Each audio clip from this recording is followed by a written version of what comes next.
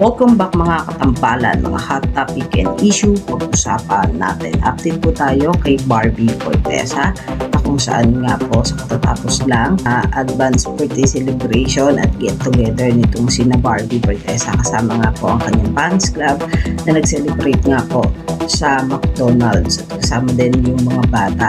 Makikita naman sa latest post ngayon nitong si Barbie Fortesa na namimili sila ng bag sa Gucci na kasama po niya ang kanyang stylist at kaibigan na si Janra. Matapos naman po ang pamimili nitong sina Barbie ay nag-post naman itong si Barbie ng napakasasarap na pagkain sa kanyang social media account.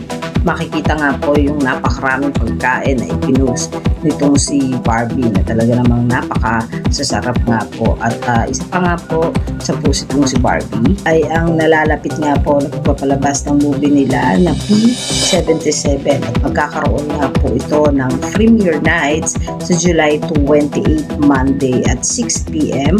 Ito nga po ay red carpet sa SM North The Block at nakalagay po dito Fear awaits at the red carpet na talagang may pasabog nga itong sina Barbie Fortesa para naman po sa gaganapin premiere night ng horror movie nila na P77 na ipapalabas na nga po sa July 30. Samantalang sa naganap nga po na advance birthday celebration at get together itong si Barbie, nagpasalamat naman siya sa lahat na bumubuo ng naganap na event.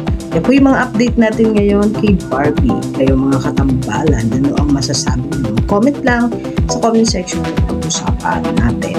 Yan ang mga hot topic and issue dito lamang sa Tambalang JK.